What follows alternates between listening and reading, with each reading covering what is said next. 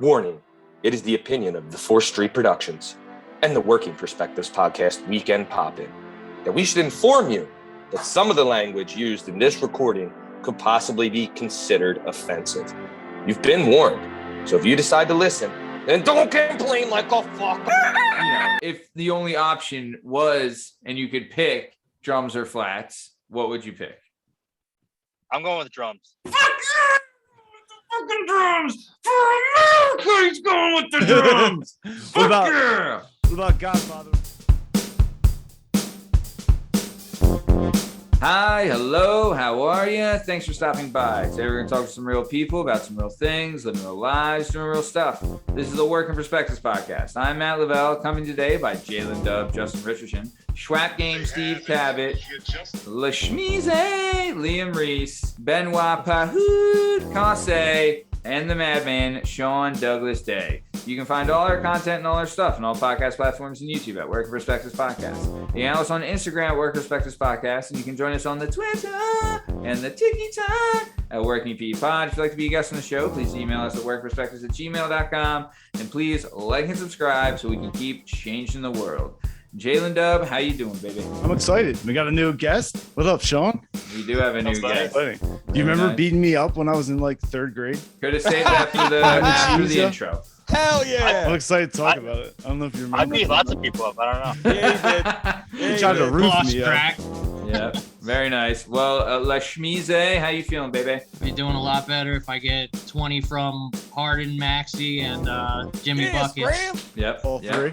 Sounds nice. I need 20 from all 3 of them tonight. Benoit Pahoud, say, how we living, baby? Chilling, man. Chilling. Lovely Wednesday. Lovely weather.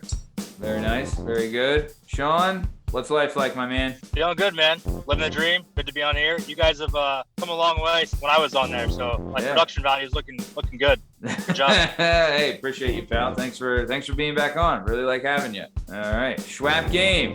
Are we ready to do this? More ready than Embiid's orbital socket, you fucking clown. Siakam Pascal, you Pascal Siakam suck it. Fucking elbowing him and shit, fucking our goddamn playoff hopes up. Fuck you, buddy. Yeah. It's not the same. Is it the other side or is it the same side he broke last time? It doesn't fucking matter. Put your corny mask on. He didn't have a concussion. And let's play, cuz. Yeah. Let's go.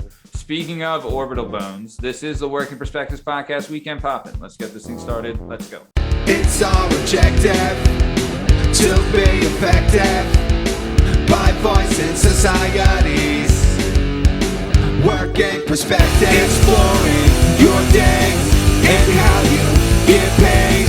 Launching a new episode every Tuesday. Your day can transform while we inform with new episodes available on every platform. So check out our vibe and how we get live. Then do us a solid. Share and subscribe. We're just sharing. We're just sharing. We're just sharing. Working perspectives.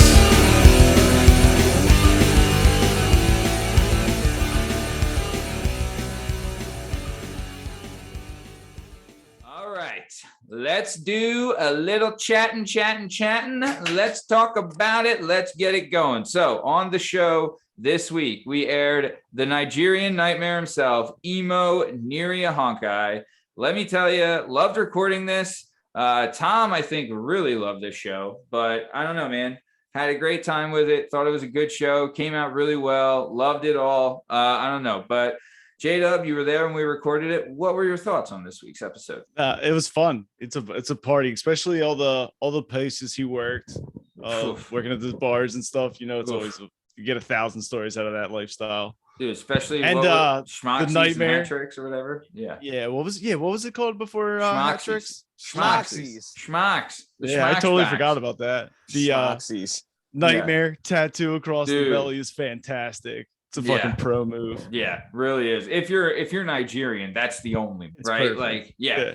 If you don't, and the fact that he got it across the stomach, just perfect. Absolutely perfect. Yeah, very nice. But no, he had a great story, you know, going through adversity, sticking with your friends, you know, and that was he was on for the Steves 1 year too. So it was nice to get a second look out of him as well. You know what I mean? So yeah, having him on was a blast. I really liked his show. Cool. Lasmeeshma, what'd you think about the one and only Imo Ahonkhai? Good show.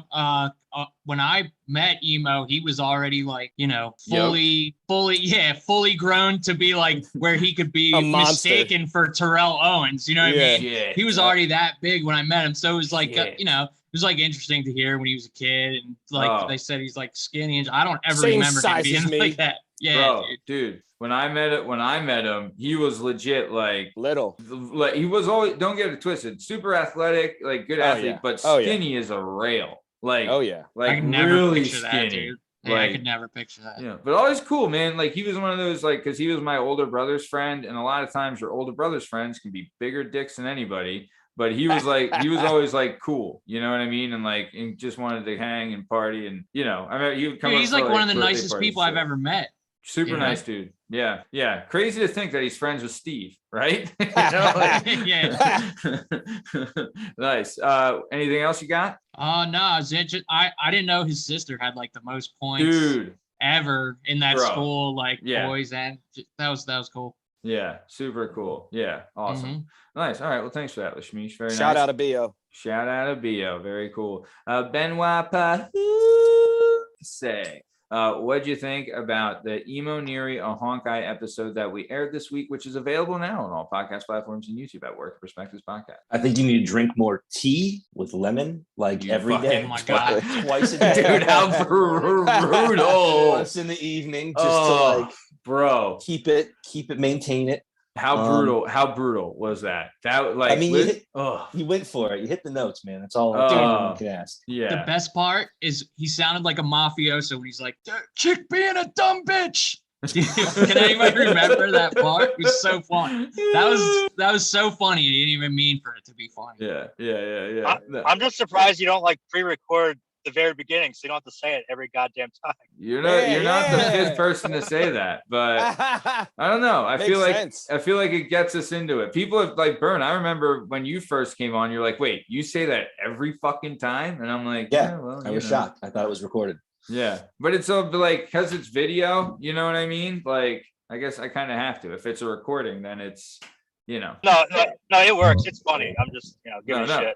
No, I'm with you. I thought about it. I thought, because like the whole spiel too, like, do you know how many times I fucking trip that up and have to start everything over? Or like, we'll have like, hello. Yeah, oh my God. When Sausage was on, I think I had to do it like 4 times because she kept like interrupting and like yelling at her dog. And I'm like, hey, you want to shut the fuck up? Hi, hello, shut the fuck up. That's but okay, yeah. So definitely needed. Well, that was after my voice was like that because we had recorded the back-to-back days at WrestleMania when we did our live, the YouTube live. All right, cut and my that. shit was just done. God damn it! I cannot believe you're screaming like a fucking retard. Are we allowed to say retard? Cody Rhodes. Retard can fly. Gay can fly. Gay can fly. Gable. Retard can fly. Gay boy. No, I mean, I don't know. But yeah, so there you go. Bern, what else you got? Who says wrestling's fake? You know what's funny too is, like, I used to work with this girl, and she had Nigerian parents, and she was like she was gonna go to med school, which she eventually did, and then like the more I got to know her and meet her family, like each sibling was just more impressive than the previous sibling, like super motivated, which I thought was funny the way he bounced around trying to look for a job. But I was like, well, it sucks when your advisor puts you on the wrong path. Like, you go to college and you're like, tell me what to take. I want to do this. And like, all right, take this, but they don't necessarily give a shit. And then when he graduated, it was like around that time was like, if you didn't go get a job in your career right away, or even if you did, everything's about to crash in like 2 years. So you know what I mean? Like, you're, especially if you're going in finance at that point, like late 2010s. Oh, bro, tough sled. But dude, I'll say this: like, he is the son of immigrant parents, and he's a boy, and he's the youngest boy.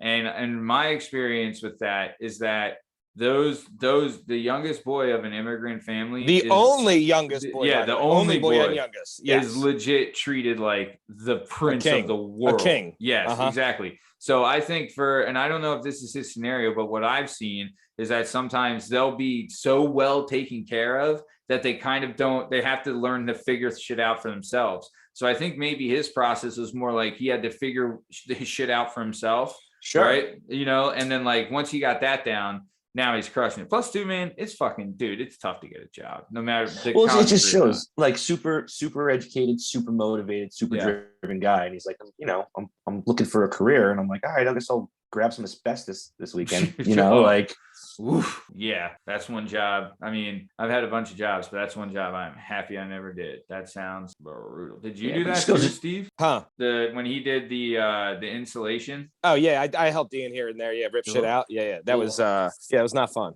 Yeah, it was terrible. I interrupted you, Bern. What were you gonna say? No, I was gonna say, it just goes to show, like, sometimes luck is everything, because you got a degree, you played sports, you're super motivated, like, and then you're still like, fuck, I'm just bouncing around for 2 or 3 years trying to figure it out. You should have tried the corner of the Terrell Owens impersonation market. I mean, moved into San Francisco, moved down to Dallas for a little bit. I think he would have done well. But hey, what are you gonna do? If he didn't, I would have, because I would have acted like the manager. Somebody's gonna do well. Yeah, you would have been Rosenhaus. What was the last team Tio played for? Baltimore? I think it was Baltimore. Was that his last team? I think so. Or was it the Cowgirls? Well, do you know he plays now in do you guys know who Destroying is? He's a YouTube personality. He does like one-on-one football wide receiver videos. Absolutely not. They're actually pretty fucking badass. I watch him. He's really fun to watch. Dude, they're great, right? Well, he bought a team, and it's kind of like it's not arena. It's a little different from arena, because they have like linemen, but it's wide receiver and but he bought a team that's like an indoor football team, and Terrell Owens plays in that league. The field is similar though, right? Yeah, field similar. The rules are a little different. Like, instead of an extra point, you do a one-on-one where it's a wide receiver versus a D-back, and if you catch it, you get the point. If you don't, you know what I mean? That's fun. Dad T.O. do that, and he dropped it. But I watched the video with him. Sean, did you see that one? Because they went to Terrell Owens like 10 times, like right away. No, I haven't seen that one. The ones I like to watch, it's really cool. It's just like he gives like these high school kids opportunities, and he gives them like $5,000 for like winning some competition, which I think is super cool, because it's like these kids don't have a lot of money, and if they weren't there, they'd be doing drugs. Oh yeah. So I usually like those ones. Yeah.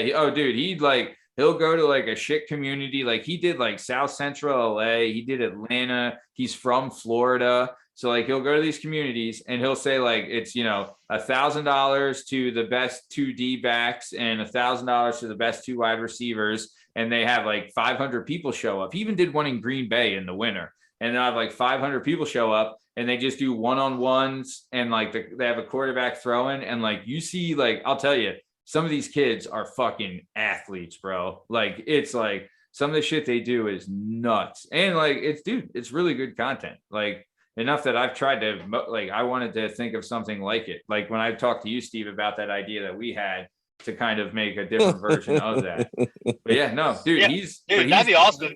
Dude, if you and Steve did that for wrestling, dude, if you had the right production value, it could take off, man. Dude, meet me at the park. Bring your singlet. Well, no, it was about to get double leg. Bring them, yo. Bring them.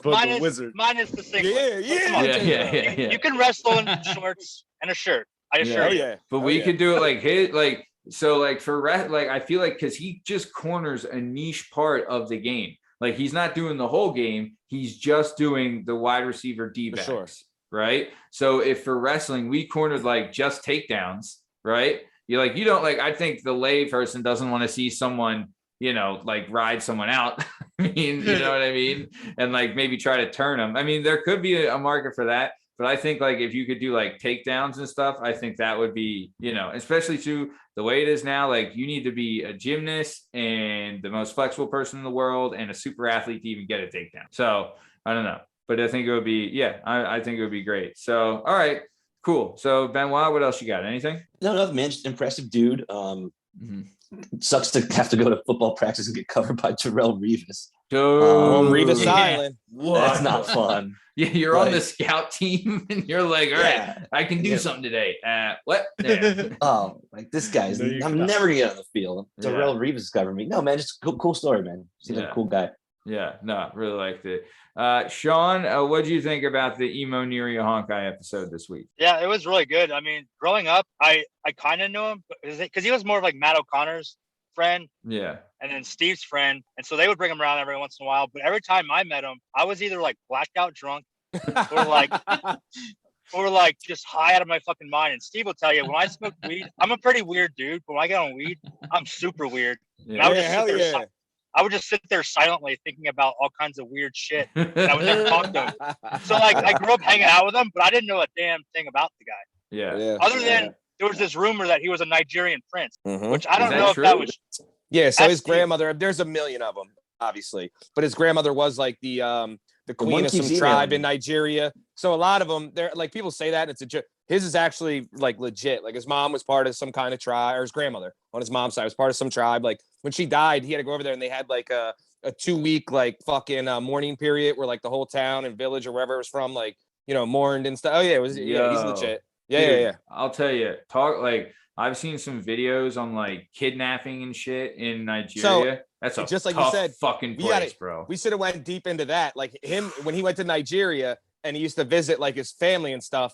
They would go into like royal compounds, and when he did, every time he left the compound, they would have like 2 fucking guys who were half the size of him with giant AKs with like extended clips and shit, and their little get up on, and they would follow him all around because that was the biggest thing. They knew any person coming off of that the royal compound. Yeah. I mean, Sean would know that's like the #1 fucking go-to in these third world countries. We're going to scoop your dumb ass, and we know your family's got the bread to buy you back. Yeah. So that's what we're going to do. Yeah. Well, I got a story about Nigeria and Cameroon. Hell yeah. So, let's go. Where Embiid's from. Yep. Embiid's from Cameroon. Cameroon. Yeah. So who?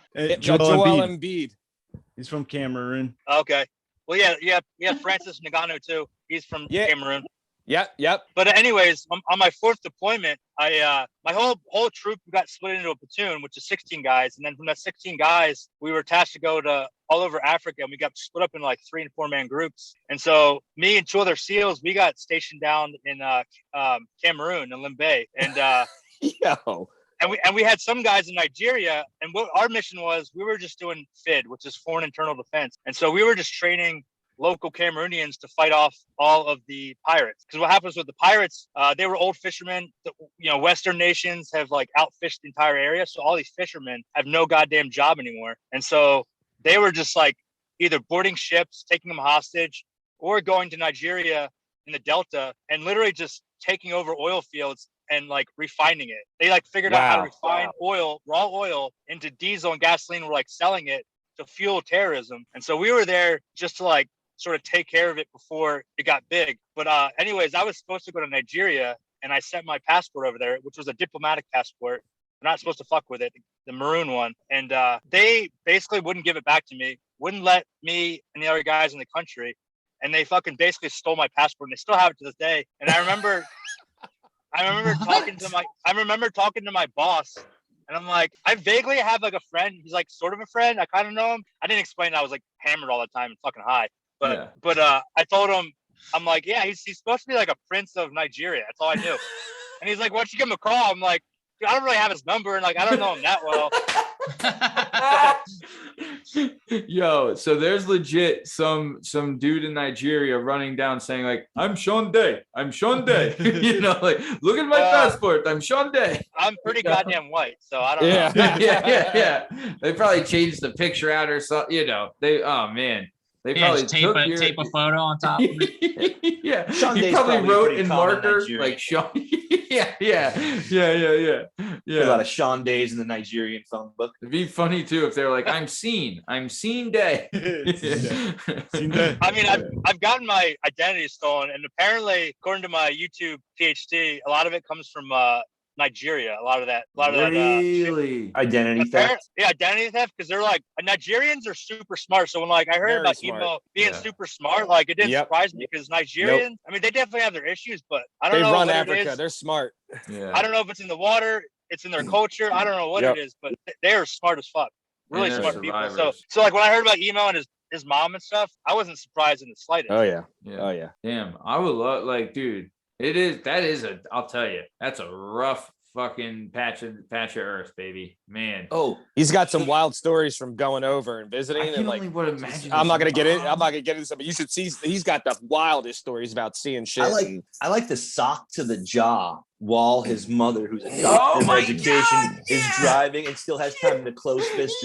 Just a quick, just a short right. Just cracks her son while driving. Yeah. Doctor. You just got punched by a doctor. Yeah, you little shit. I mean, hey, that's what you get, you know? And we all deserved it. Yeah, for sure. Oh my God. We all deserve worse. He was like a good guy. He fully admitted. Fully admitted. He was like, "Oh no, I whispered asshole under my breath." Like, he should have known. Like, she grew up like listening for lions in the middle of the night. You don't think she can hear you say asshole in the back seat? Like, what the fuck, guys? Come on. Yeah, should have known, dude. I bet her stories are fucking wild, right? She was more from like the inner cities of Nigeria. His dad's from like the bush. Yeah, his dad's probably got some wild stories. Yeah. Bro, that's fucking nuts, dude. There's I guess the one dude that was on Rogan, he was like, he's an artist. He's like a traveling artist. I think his name's David something. David Cho. And he talked about the when he lived with the tribe in Africa. The cannibals? Mm-hmm. Or the ones that like they're not cannibals. It's just like a normal African tribe that he lived there. J-Dub, right to the cannibalism like it's everywhere. There's one that it's Steve. It was Steve-O that hung out with. Oh, motherfucker was in Nigeria. He's like, cannibals? Yeah. Cannibals? You know? Yeah, he's like, I want to go see the cannibals. No, but he talked about like living with only in the Congo. Yeah. But dude, he talked about like living with that village, and like he asked everyone like what was their best day, and everyone that answered was like, oh, the day I took down this crocodile and I fed the whole village and I was the hero. Hell yeah. You know what I mean? Like that's the type of life they're living, right? But he was saying how like they got a pack of dogs, like because they're nomadic. He's like, they got a pack of dogs that just follow us. And they teach them how to work with you. Yeah. And they're like chasing down monkeys and shit and killing them and stuff. Like, oh my God, dude, crazy stuff, man. I don't know. I just found it's fascinating. Like, dude, Africa as a continent is fascinating. Like, let's not, let's not get crazy, but it's nuts. But yeah. So, all right. Very cool. Anything else, Sean? I mean, besides more Nigerian trips. Oh, well, I could tell a shit ton because, Cameroon's just south of Nigeria, and I was like, so it's like they border. So like, I have a lot of stories that if he started telling stories, they'd probably overlap. Because I could go on and on about all the crazy shit I saw in Cameroon, like people chopping heads off of monkeys, eating monkeys, like right in front of me, like all kinds of weird stuff. I heard a guy before. Tell me about this, Sean. Did you see something like this? I heard a guy before. I took a class in Monco back in the day. The guy was a ranger in Vietnam, blah, blah. And he was in the Delta, and he said that one of the weirdest things when they went to eat the monkey was they would spit roast it like you would a pig. Yeah. He said after all the hair was burned off, it was like watching a little kid get cooked. He was like, I was so fucking weirded out by it because I was like, yo. And he's like, they ate it like, dude, you ever see one spit roast it? No, I can imagine that though, because the body types are so similar. Like I understand what you're saying. And the guy was like, I looked over and was like, oh my, what the fuck? Yeah. But dude, if you haven't eaten in 3 days, you're gonna eat the fuck out of that thing. God, put that John well done and get me a little hot sauce. I'll put some fucking Tabasco on it. I'm a carnivore, cuz.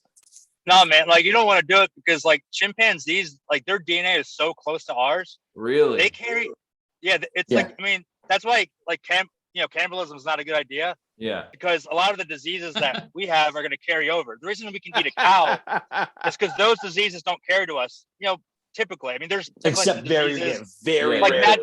mad cow disease and stuff like that, but it's very rare. But if you start eting a species that's close to your species, it is not a good idea, like at all. You will. I mean, you may get lucky. Yeah. You may get lucky. No, but I can read science books, and I'm not going to do it. Yeah. No, dude, like that. But like, think about it. I've heard of a million different cuisines: snails, ostrich, crocodile, like fucking elephant, all of that. Right. I've never heard someone saying, oh, we went out to this fancy French place and they had the best ape. You know what I mean? The best gorilla I've ever had. That gorilla was medium rare. And it was like, no way. I guess, dude, you're probably right. You're probably so right. Yeah, man. Oh my God. Did you hear on the Joe Rogan podcast? They were saying that they're trying to start selling and marketing tiger. I would eat that. Oh hell yeah! Tiger? Fuck yeah! I would eat the shit. Make your fajol strong. Yeah. Yo, tiger penis. Tiger blood. Yeah. Dude, yeah. Your Pishfindel's gonna be a fucking hammer. I don't know if I'd eat tiger. I've never eaten anything out of the feline family. You know, he made Frosted Flakes. Fuck him. I'll eat him right now. Yeah. I bet tiger's great. I'll toucan Sam till he gets too close. Yeah. Probably just like chicken. No, bird I'll eat. You know, I've eaten birds, but I've never eaten anything out of the whole feline family. You don't want your Pishfindel to be strong? That's what they put in like the fucking over-the-counter gas station. Oh yeah, pills, the right? horny goat weed. Tiger blood or some shit. Rhino horn. Charlie Sheen drink. I had what he drank, Dustin. What he drank. But my Charlie Sheen dead? He's not dead, is he? Yeah, he is. Alive. Isn't he? He has AIDS, but he's Charlie's alive. No, he's alive. He's got the HBO, doesn't he? Dude, they'll drop nukes. They'll drop nukes and he'll still be standing. Yeah, he's like a cockroach. I thought Sheen had kicked it. My bad. Now you're banging 7-gram rocks. So, but either way, my uncle Bill is a Vietnam vet, and he showed us a picture of when he was in Vietnam of him with a dead tiger that they had killed. And he's probably like, he's like 5'8", whatever. You know what I mean? This tiger. Did they make that man a tunnel rat? I don't know, but they probably a little too tall. We're not allowed to ask him about what happened. It's one of those. Understood. Yeah. But the tiger was legit like probably like 10 feet long. It was like massive. 8 feet, They're huge. Like, could you imagine being fucking, like in a jungle and you don't hear it because it's quiet, and it could be in a tree, and all of a sudden you're fucking taking a piss and then see ya, like its jaw could swallow your whole head. Well, that's the good news. The good news is it's over soon. It's not a bear because remember, cats kill you right away. A bear, all it does is immobilize you, and it doesn't give a fuck where it starts eating. Usually they eat your asshole first, but it's so big and strong, like Rogan talks about it all the time. Bears literally just hold you down and start eating wherever they want. Like a cat goes for a kill. Other animals go for a kill. A bear eating you is the worst of all the animals because it'll just eat your dumb ass alive because they're so big and strong that they just immobilize you. Like they just hold you the fuck down and start eating where they want. Wow. Yeah, right? Yeah, that's legit too. Because I was in Kodiak, Alaska. Alaska. Oh yeah, training. Yeah, you said that, right? Yeah, you were on the show. Right. Yeah, I told you the story. Yeah, but we got briefings like on Kodiak bears, and they don't give a shit. They'll just I think they'd rather have you alive. Yeah, because meat fresh. Somebody was saying one of the hunters that goes on there all the time. I forget it, but he was like, it keeps the meat fresher for them. So they'd rather you still be alive and like bleeding out and still pumping. They've evolved to realize that the longer they keep you alive, the fresher the meat stays for that little bit, which is all the world to them. I think like they save it for their cubs probably too. Like the cubs start fucking with you like practice hunting. Man. Hey guys, cubs, you want to practice with this motherfucker? Yeah. God. He's like, I already chopped up his legs. Come on over here, you can get the arms. Yeah. And you see cats get down. My favorite videos of the entire planet are when leopards are in like fucking Brazil. Or in somewhere out there, and they fucking grab these. What are the little alligators called? Not a crocodile. What are they? Caimans. Caimans. The jaw just dives in the water, and you see it like flopping around. This cat's going under and shit. And all of a sudden, it jumps out onto the bank with an enormous fucking caiman in its mouth, and it just pretty much killed an armored dinosaur. And it goes right for the neck and just scoops them. You know what I mean? You ever see the hippos do their thing? Oh, bro, they are fucking I saw this one video. I saw this one video of this boat being chased by a hippo, and hippos kill for fun. He was doing for fun. Yeah, he was doing 30, and the hippo was like clipping at his heels, and he was aren't hippos? Let's go. Aren't hippos down there where you were at, Sean? Did you see some hippos out there in like Cameroon and shit? Was there any hippos? Oh, I never saw any down there, but what I was gonna say is hippos apparently kill the most humans. Per year. I'd have any animal, I believe. Yeah. You told that story of like that helped you out in training when you were in SEALs, right, Sean? Oh yeah. Yeah, I learned it in zoo books. Nice. Yeah. So they zoo books. Oh my God. Did they ask you? I love zoo books, man. I was a nerd. I read all of them. Yeah, you did. He read everything. Yeah. But then they ask you the question in training, like you guys are in the middle of a hard thing. They're like, if anyone gets this right, you can take a break or something like that. And they're like, who kills the most human? What animal? And you're like, hippo, let's fucking go. Right. Oh yeah. Final answer. It was like Wednesday of Hell Week. And most people quit because of the cold. Yeah. So they're and hold on, it's Sunday to Sunday. Is it Sunday to Sunday, Sean, to get perspective of where you're at? You said Wednesday. Sunday night we break out at like 9 p.m. and then we Hell Week breaks Friday at 5 p.m. So you're in the worst part. Wednesday. Yeah, Wednesday. You're legit in the dead dick. Yeah. Oh my god. Oh dude, I was hallucinating. I was like literally seeing like 4 horsemen coming at me and I was ducking. Like I was in a bad spot. But no, like most people quit actually because of the cold. Like I've seen big motherfuckers, big strong dudes quit because of the cold. So that's what they're constantly doing. But this event's called the Steel Pier. Yeah. And it's just that you're on a steel pier and they strip you down to your underwear and they just spray you down with a hose. And so the wind's kicking over you and you're just cold as fuck. People are just ringing out left and right. People are getting hypothermia. People are so cold that they have to get a core body temperature. So they're sticking thermometers up people's asses. Oh! So it's bad. But like what they do is don't hit me with the thermometer. I'll ring the bell. Stay away from my asshole. But the thing was, they'd probably have to do it anyways because they have to check you regardless, even if you quit. That's the worst. They wouldn't even tell me that. I'd ring the bell and he'd be like, cool, bend over. I'd be like, wait, what? Wait, what? I rang the bell so I didn't get bent over. Yeah, too bad, buddy. Yeah, but anyways, it's really hard for me like to talk about how cold it was, but it was brutally cold. Ooh. And so what they're doing is they have like little groups. You have like your little boat team, and if like those act to make you do like ridiculous shit. Sometimes they'll make you do like a belly flop contest, or they'll make you do some kind of ridiculous shit to get your group out of there, and they'll give you a blanket, make you all warm, give you some coffee. Yeah. But for us, they just started asking us random questions, and they asked that question, and I immediately was like, hippopotamus. Fuck yeah, I'm right. Like before they even said yes, I was like, I know I'm right. Yeah, because I was cold. I was fucking. My whole team was like so happy. They're like, "How the fuck did you know that?" I'm like, "Zoo books, bitch." Dude, that's fucking great. That's awesome. God damn, dude. I mean, yeah, we'll get more into that in a little bit. But dude, fucking, we'll definitely talk more of that. But what else? Anything else about the show that you liked, Sean, this week with Imo? Like I said, man, production value. It's getting better. It's like more fun to watch because before I was watching them, like I think I liked him because like I knew the guy, knew the people on the show. Yeah. But I think for outsiders, like some random fucking dude in like Wyoming, I think would like get a lot out of that. Dude, as far as like perseverance and like first generation and like just if like some trying to make excuses for like why I can't be successful, it's like Imo did it, I can do it. So that was good. No, you're 100% right. His story is inspirational, and plus too like.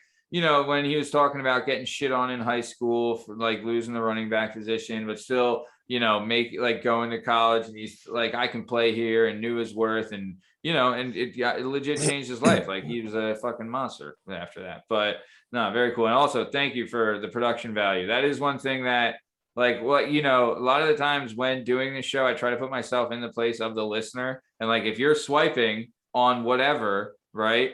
And you see something that looks like they fucking filmed it in their mom's garage, it's like, all right, this isn't working. But like, if you do see something that is a higher value, better camera quality, it does make the difference. So appreciate you on that. Nice. Very good. Strong step. I know that you and me recorded this episode together. What'd you think? I know he's your boy. How'd you like it? I thought it came out good. I mean, again, my experiences with him are hilarious. I could go on for days with the stories because, like you said, he's the nicest guy on the planet. Everyone loves this guy. Yeah. And then I was with him a lot. So I have some of the most hilarious stories going into parties with just me and him. And like at some point, somebody being like, this used to almost drive me and his buddy, our other buddy, Matt, nuts. That everyone eats his dick so hard when they don't even know who he is. They just want to eat his dick because he's a giant black dude. So they want to eat his dick and he's nice to everyone. So they're like, he's my boy. What's up, brother? I'm like, yo, chill, weirdo, right? Yeah. I've been to parties before where we were at this one temple when I went to like open the fridge to grab a beer out. I don't know whose party it was. We were in these lofts. There was all these people. It was a fucking we're on Temple campus, right? Yeah. I was there at the time. Romeo was there. Blah, blah, blah. We go into the fucking, the second I open the fridge and go to grab beer, I hear a guy like, yo, who the fuck are you? I turn around. I'm like, oh, I can't grab no beer. He's like, no, I don't know who you are. I'm like, oh, okay, right. I look up. I'm like, yo, Imo, Bull says I can't have a beer. He's like, oh, okay.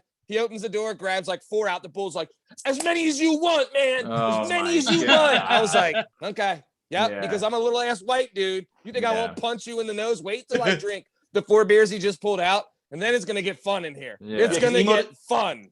Imo's Which is like, "I don't drink hilarious. much," so we probably give you all 4. Oh yeah, Which is Oh, yeah. hilarious. Which is hilarious because Steve is a state qualifier in Pennsylvania and is probably a better fighter than Imo.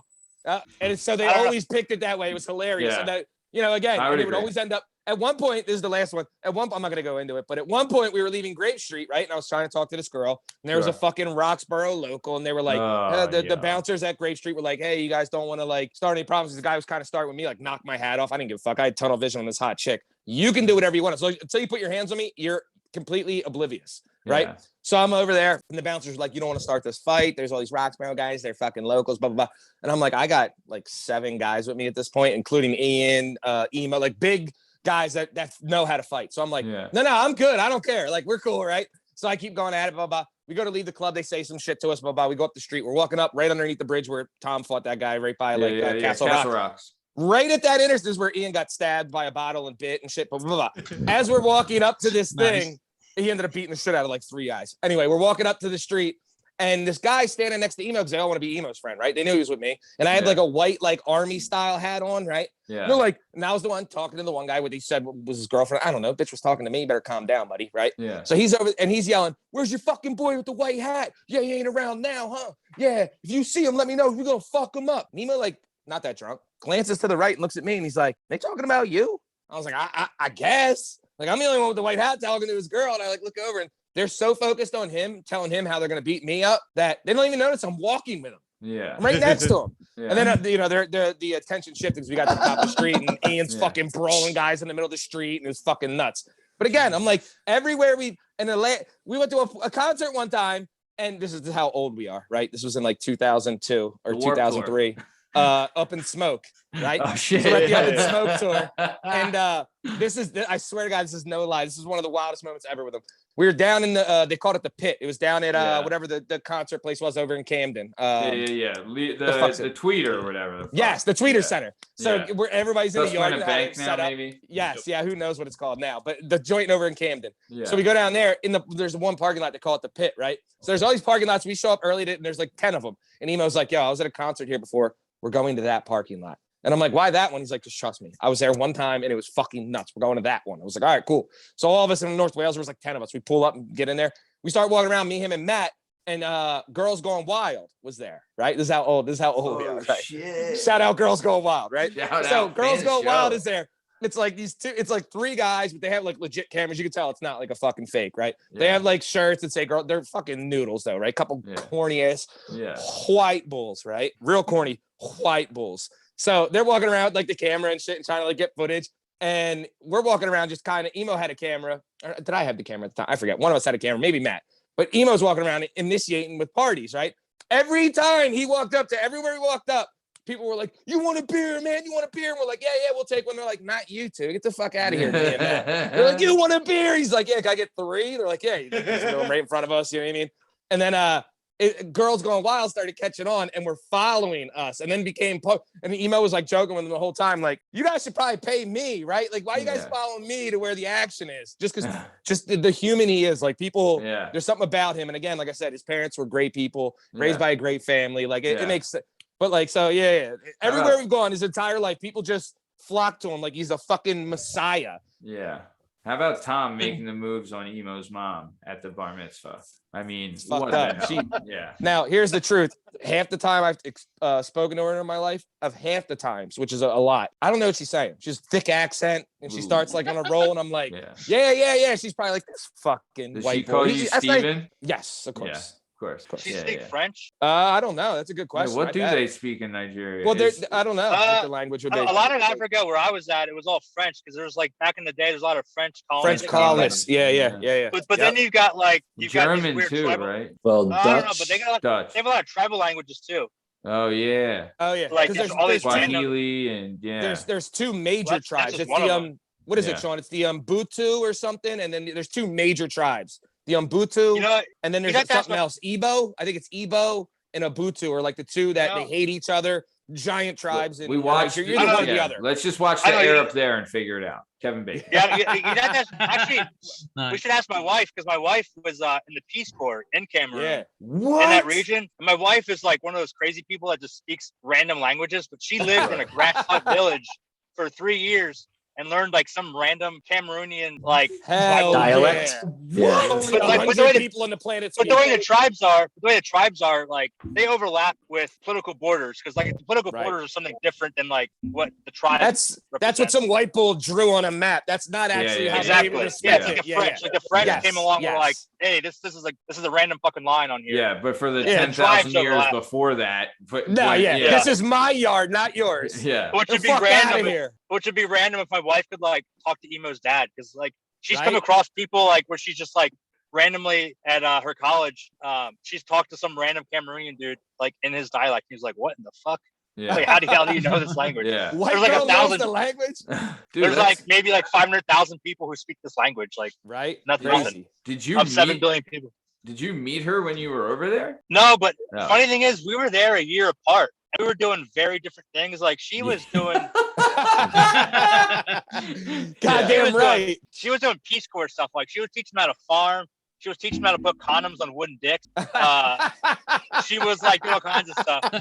But the wooden pickle. Oh my god. But the funny thing is, years later, actually, some of the guys I trained, apparently we were kicking, all the bad guys' asses in, Iraq and Afghanistan. So they started moving into Africa. Yeah. So they're like, they're primarily Muslim, but like they're pretty chill Muslims. They're not like the ones that were like extremists, right? They're not like stoning to death for like, they recommend you wear the burqa, but like if you don't, that's cool. But like they're not going to bury you to your head in sand and throw rocks at your face. Yeah. Yeah, like legally under like their doctrine, they'll do that. But like, so like she was in a tribe, like they were Muslim, but like they were cool. But like the radicals came in and they were trying to convert them over. Like, hey, if you're not wearing the full burqa, like you're not getting education as a woman, like extreme shit. And so the group I trained, after we were both gone, came in there and just fucking annihilated all of the motherfuckers. Fuck yeah. And, like, that's right. Fuck America. Because if it wasn't for them, like those people, the women would not be getting educated. They would not be subjugation. Fuck yeah. Yeah. I mean, it'd be Sharia law. I mean, it'd be Sharia law. Hell yeah. Fuck that. Yeah. Nice. It's good. It's dangerous to be a girl and go to school in a lot of places in Africa. Bro. Yeah. I mean, we take for granted like our opportunity to get an education. Yeah. Fuck yeah, dude. Here. Yeah. Women should be thankful that we're American men. I don't know if that was my point. The world should thank American men for everything, right? Isn't that what we're all saying, guys? No. Point is, corn dogs are better than pizza. Oh, well, I'm just saying random shit right now because you're saying random shit. I'm gonna say random shit. Sean, you need to answer this. Drumsticks or flats? There's a third option, and it's boneless. Okay. I'm crazy, dude. I'm an efficient man. I get a lot of shit done. I wear the same clothes every day. I don't want to make choices, and I want to eat my food fast. So I don't be fucking around with bones. Well, if you had to choose though, like I had to choose. He's telling you he's not making the choice. It's a boneless guy, and I mean, to be fair, I would like to get a gun in my head. Yeah, I mean, to be fair, boneless is fine with me as well. But if the only option was, and you could pick drums or flats, what would you pick? I'm going with drums. Fuck yeah! Fucking drums! For America, he's going with the drums! What about Godfather 1 or 2? Which one do you like better? I never really got into those movies. I was more of a Goodfellas guy. That's Imo said the same fucking thing. 2 nights in a row. I feel like that answer is more common than the other two. Than like picking one of the two movies. Yeah, we're 50-50 on it, tell you the truth. Yeah. I think now as an adult, I could probably revisit it because I'm more patient. But when I was younger, I had no patience, man. Like, those are long movies. For sure. It took a little while to wind down. It was short. It was fast moving. And like, yeah. Goodfellas comes out of the I'm 39. So. Oh, Goodfellas is just firing from the very beginning. Yeah. And then the music is like phenomenal. Yeah. Put you onto a lot of songs when you were younger watching. Oh, dude, Martin Scorsese has put you onto so much great song. You know, I mean, Scorsese himself. If you ever Scorsese? if you've ever seen Raging Bull, the opening credits to Raging Bull, if you want to fucking cry, fall in love, and be a man all at the same time, watch the opening credits of fucking Raging Bull. Just incredible. Incredible. Absolute art is what it is. So, all right. Very cool. Strong Stem, anything more about Imo Ahonkhai, the Nigerian Nightmare? Nope. Okay. Very good. I think he's right. Okay. Nice. So very nice. All right. Well, let's keep moving then. So, like we said, available now on all podcast platforms and YouTube at Work Perspectives Podcast. We have the Imo Ahonkhai episode. Very good stuff. Suggest you check it out. Great stuff. Next week, we're going to be airing the Omar Big O Cruikshank episode. This is a really good one. He is the owner of Crush Crew Jiu-Jitsu in Flowertown, Jenkintown, like that area. I guess it's Flowertown. But super great dude. He's a Brazilian Jiu-Jitsu black belt. He's a master plumber. Just awesome guy. And like really great story, really good interview, and super excited that we can book him for the show. I've known him for a while. I met him and Steve knew him from Henzo just not a Gracie. black belt, a Henzo Gracie black belt. True. And he tells the story of getting it and the whole process of going through it. It was a really great show. And just like his whole life coming up, he's first generation as well. His parents moved here from Jamaica. So yeah, he's like, dude, he's a big dude. I tell a story, like I saw him one time at an Eagles game, right? And like I was in my seats and he was walking up to his seats and I'm like, yo, what's up? And I came and like dapped him up and stuff. And then when he kept walking, like 5 people around me, he's like, yo, why isn't he playing in the fucking game right now? Because he's a big motherfucker. You know what I mean? So yeah, no, but really good show. Really excited for that one. But I want to keep it moving. So Sean, I'll say this. So a couple months ago, Sean contacted me and asked me if I could take down his episodes from all our stuff and everything that I had with him, which no problem. Absolutely happy to do it.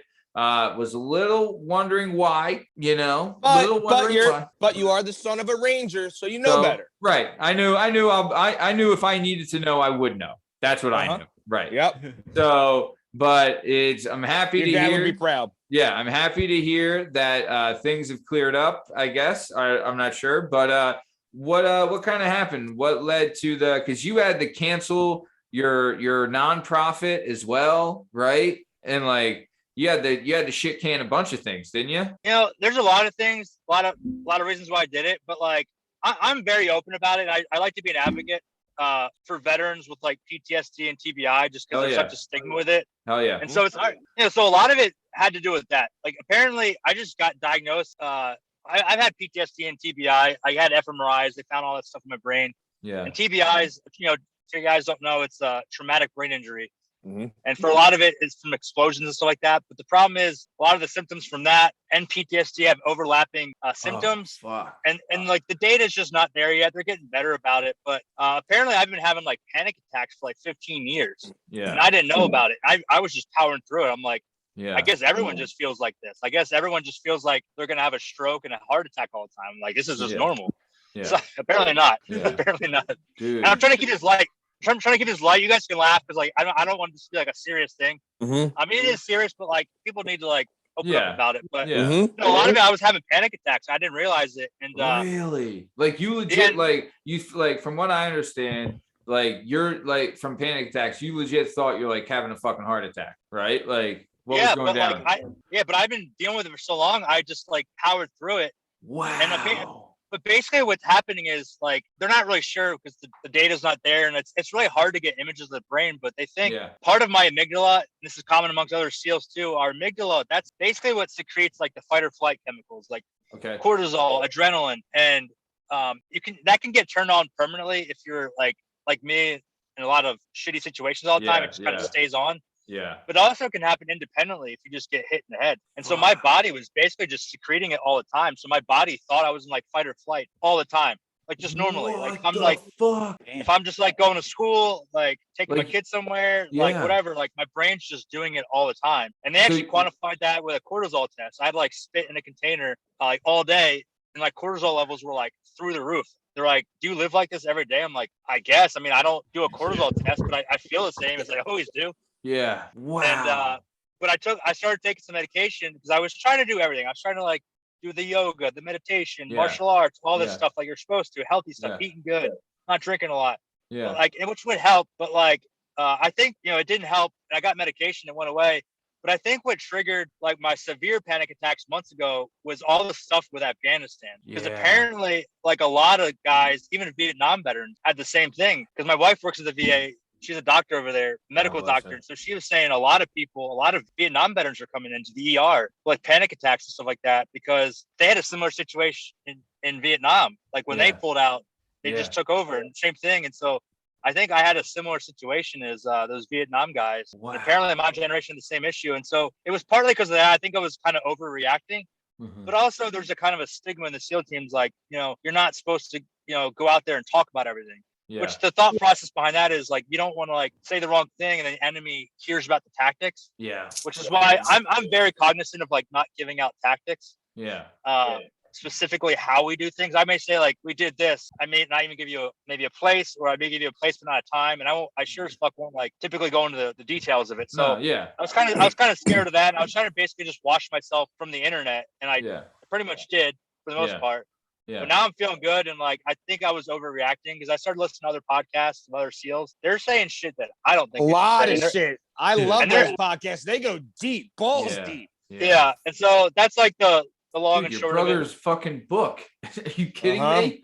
It's like a tactical exercise, which great book. Shout out. Fan of the show. Listen to the show. But Sean, is there a place like we can donate or support like the PTSD and TBI? Or what is it TBI? Is that what you said the second one? Yeah, was? TBI. Traumatic brain injury. Sometimes they'll say MTBI, little M, capital TBI. Yeah. Which is what I have, MTBI, which is multiple traumatic brain injuries. Jesus fucking Christ. Is there like a place though? It's got the multiplier. We can donate or support or anything like that? Is there like a website that you know of? Because if so, I'd love to put it in the description and send some money to it or whatever. Off the top of my head, I mean, I'm partial to the SEAL teams. There's tons of them. So, I mean, I would love if guys gave to the Navy SEAL Foundation. Perfect. And that's a good one. And that actually helps like lots of stuff. It helps TBI, PTSD. And then what I really like to do is they, what are called Gold Star families. Yeah. So if you're a veteran and you die, the VA and stuff like that, military helps you out. But, women need some more money. Some of the women have issues. They get really depressed afterwards, start drinking, spending crazy amounts of money. Yeah. So some of it just goes toward like, stabilizing mental health. Yeah. Cause it's not in the new DSM, which is like the diagnostic manual for diseases, but they're toying with giving out secondary PTSD. So it's a real thing. It's just not recognized yet. But these families are getting secondary PTSD for sure. Yeah. I mean, just even from the deployments, even if the service member stays alive, they're getting fucked up. And so but when they die, they're like super fucked. I've seen some bad situations, and wives need rehab and stuff like that. So that foundation just helps out a lot of stuff. Yeah, Sean, it's funny you talk about like, you're getting a cortisol test and people are like, you just walk around every day like this, and you're like, I don't know, I guess like it doesn't seem like a special day. Like, I think everybody who deploys and everybody who's in the service understands the stress that puts on their family. But I think on the back end, you're right, is like, the husband or wife or kids of someone who's deployed, like, even if that person comes back in 8 months, they're walking around every day with a certain amount of stress and anxiety, just like in their neck. They're worried about the person who's gone, and if that person doesn't come home, it's like all their greatest fears come true. So of course, like, it makes total sense that those people are going to have a secondary like reaction to that. It affects their lives in a massive way too. That's interesting. No, you're 100% right. Yeah. Jesus. No, go ahead, Bern. No, just saying that it's interesting that they're toying with the idea of in the next DSM, which I don't know if they publish. What do they publish? In 5 years or whatever. But I don't know. Yeah, it's like being a cop's wife times 10, because you don't come home at the end of the shift. You come home in 6 months, 9 months. Right. Yeah. Right. You don't get a call every night. Go ahead. No, you go ahead. No, I was gonna say, like, I used to have that thought process too, but now I'm friends with lots of cops now, and Tucson has gotten really bad. I live out in the country of like suburbs of Tucson, but I'm friends with a lot of cops. I do a lot of martial arts, and like my head instructor, he was a cop for a while, but I think cops and their families may even have it as bad as we do, if not worse, because they're less prepared. They're arresting. Well, maybe. Yeah, some of them, but the most prepared. I was gonna say they're arresting people in their own neighborhood, and these people get out of jail. Yeah, during COVID, they were just letting people out for like pretty bad shit. Some of it's dumb drug stuff, but some of it's Dude, they were pretty letting bad. pedophiles out, man. They were letting pedophiles Yeah. out. I know cops that have like they have guns in multiple parts of the room. So if like someone breaks in, they have a gun in this room to take care of that guy and stuff. So and their families got to see that, because I know my head instructor Manny, him and his wife have run into people he's arrested and like he got lucky and they just said fuck you to him, but like you never go much differently. Yep. Yeah. Or the wife alone runs into him and they happen to know what is what. Yeah, I mean it takes a toll on the partner, even though they're not 100% out there. Oh no, it's tough. That's super tough, man. Golly. Yeah. Free Cain Velasquez. Plus, too, dude, like you have, like for sure, the fact that you have to think it, like, you have to think that through of like, all right, I put like someone away, right, and they could be coming after me anytime. So I need to set up my house so it's tactically ready for an assault, right? Like the fact that they even have to process that and think that, like the stress level for that has to be off the charts, man. Off the freaking charts. And the thing is, you don't even realize how bad it is. Like I didn't realize how bad my stress was until I started taking medication. I'm like, whoa, I feel good right now. Like, I'm not like looking around. I'm not like, you sound like you sound like you feel better. I'll say, like, you know what I mean? Like, I feel way better. I feel way well. That's another thing is like I had like undiagnosed, like I had a diagnosed stutter when I was in the military too, and like they didn't know what caused it. Like, 'cause I didn't have a standard stutter. Like, it wasn't like I saw this as a friend. Sean go in and not have one, and then at one point start to develop one. I was like, you didn't have one when I knew you, like when we were in high school. Yeah, I mean, maybe a tiny bit. Like I hate public speaking. I still do, but like you didn't talk that much either. Yeah, I did. I did. I mean, but he did. I was also very shy too. Like I had to warm up to people, and like I would talk to you eventually, but no, but I mean, it can manifest in all kinds of ways. I mean. For me, it happened to be like my speech problems, and some people just their PTSD shows up in weird ways, and we're still learning about it. And then people have the audacity to like say, like I hear other veterans say like he's faking it, he doesn't have PTSD, like he looks fine. And for a while, I went through a period where I went through a period where I for sure if fucking magic existed, I would, gladly trade in my legs for head trauma and PTSD. Like, not now because I'm medicated, but at the time I was just unhappy. And I'm like, I want people to like, because I mean, no one's gonna tell like a dude who got fucking his legs blown off like you're being a bitch. But like, if you get traumatic brain injuries and people can't see it, or like PTSD, that's the big thing. No, you're a bitch. And I'm like, dude. It's hard enough. It's always dumb people. It's always fucking dumb people. Yeah. You don't know fuck all about science, medicine, nothing. Yeah. And like they're not even badass themselves anyway. Yeah. It's hard enough to convince yourself that you have it, and then you have other people being like, you don't have it, and you're like, I don't know, maybe I don't. I don't know. Or maybe like, everybody lives like this. Like I do. It's not that bad. Or maybe, and that person, it's always like, how the fuck would you know? Yeah. You know what I mean? Like, I agree. Couldn't agree more. They're the fucking cowards that they don't like. They would, if they met you in person, they would never have the balls to say that to your face. But they're the fucking cowards that'll hide behind a keyboard and think that their opinion is actually valid, and it's bullshit. It's hard enough to diagnose or admit it to yourself that like you need help, or this is harder than like, because you get in your head and you're like, it's everybody's like this, you're just being a bitch, or everybody gets up and cries in their car on the way to work. People that have it tougher.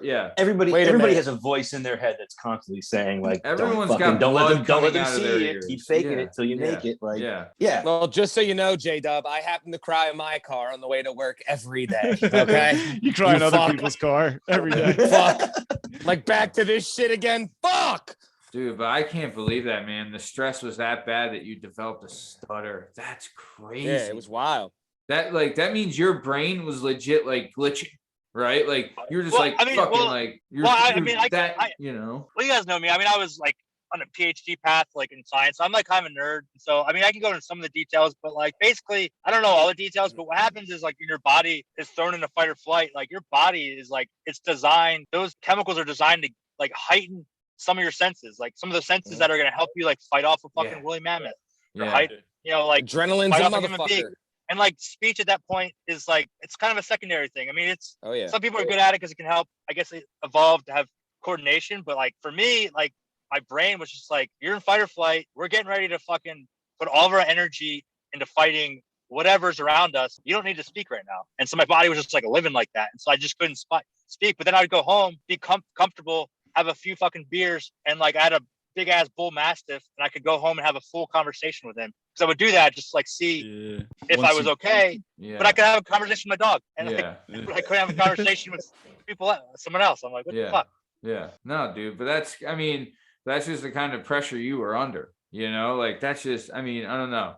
It's crazy. Weird pressure too. I remember you being home one time and telling me about one of the pressures happened to be that they Sean was a point man, like you explained before, and one of it, and he was like, we would jump out of planes at night, and I got the most ridiculous guys behind me that are the best of the best. So like in my eyes, you know, they always say that too. They're all so humble. They're always, you know, these guys are the blah blah blah. He's like, the guys behind me to these guys, I'm delivering are 100% depended on me because he was the spot man to like figure, or the point man to get him to wherever. So he's like, we're jumping out of a plane. I'm looking at, it's at night. I'm looking at my altimeter or whatever they fucking called spinning. The other one's like where we're supposed to be. And if I don't get these guys where we have to be, like that's on me. So. And how old were you?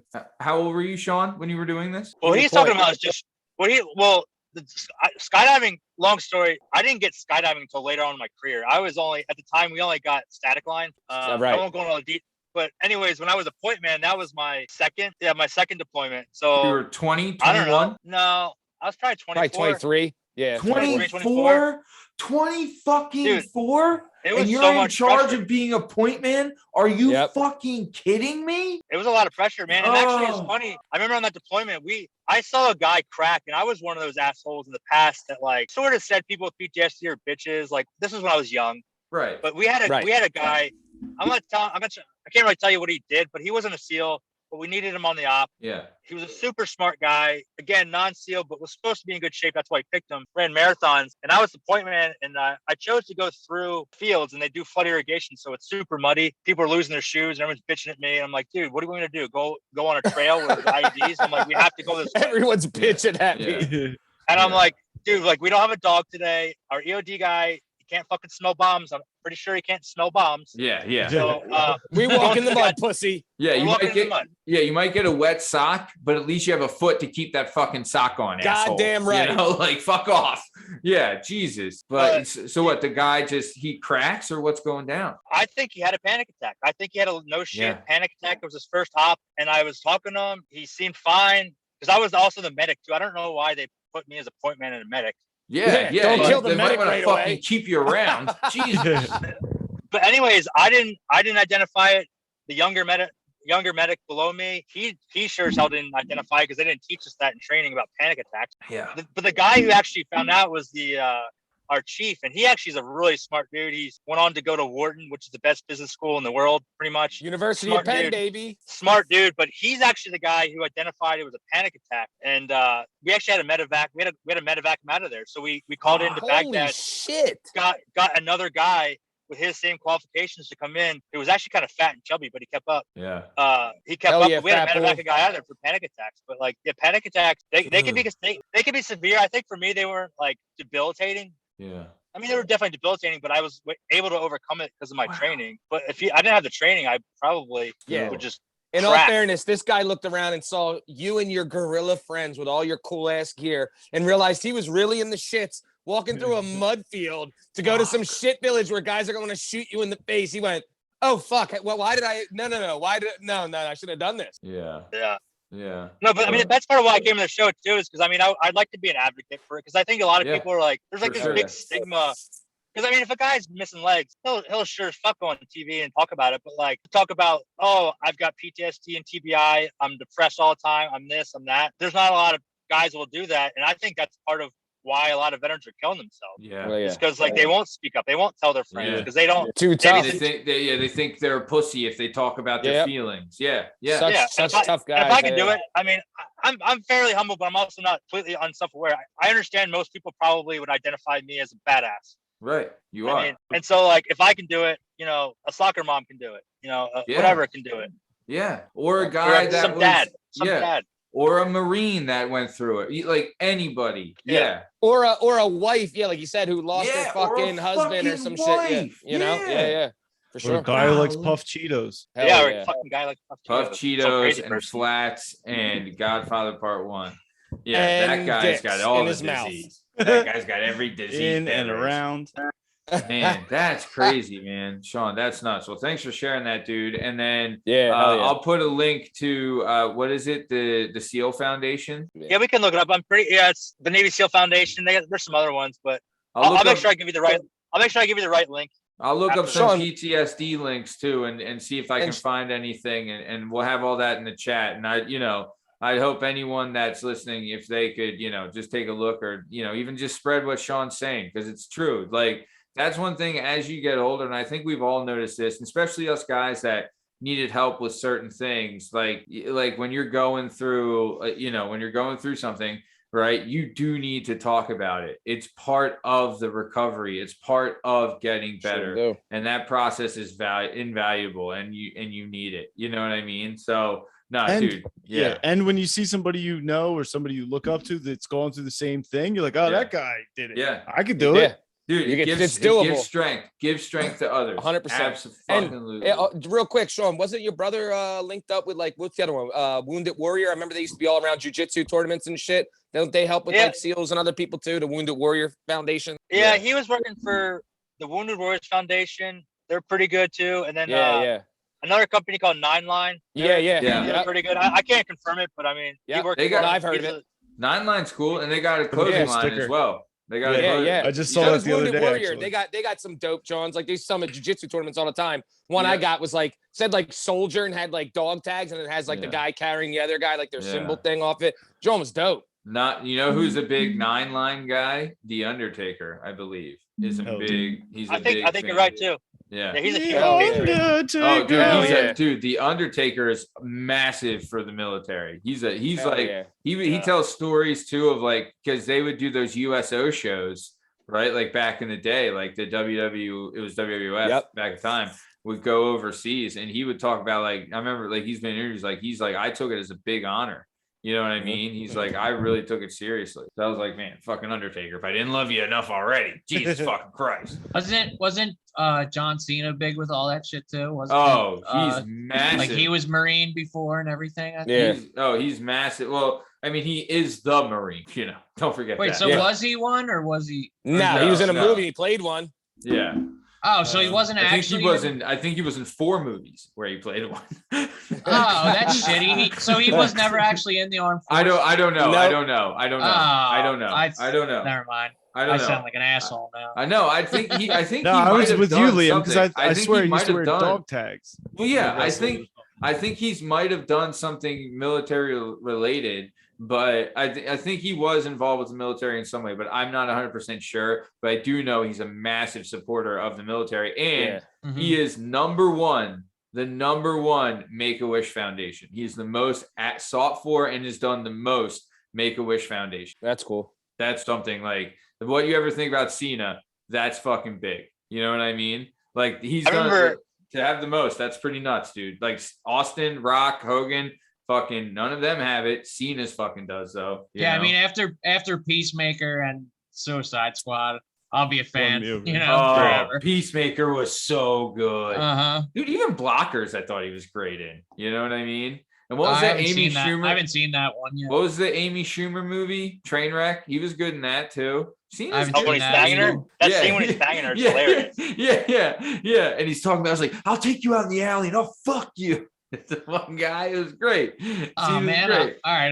I'll check that one. Nah, Cena can do it. Cena's funny. And Cena, he doesn't take himself too seriously. That's why he's funny. What's the one where he tries to take the beer bong in his asshole? That's Blockers. Oh my God, bro.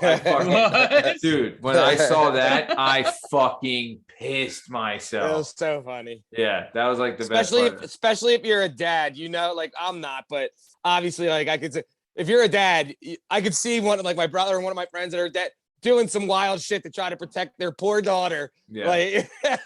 Oh, fuck no. My daughter is not going to any stupid fucking party with teenage boys ever. She won't be allowed to leave the house till she's 30. And you're not allowed out of the basement till you're 60. Yeah, we're not Muslim or anything, but she's wearing the full burqa. Yeah, no one's gonna see what she looks like. And ever. Sunglasses. They can't even look at your eyes. Yeah. I want them to think you're a boy. All right. There you go.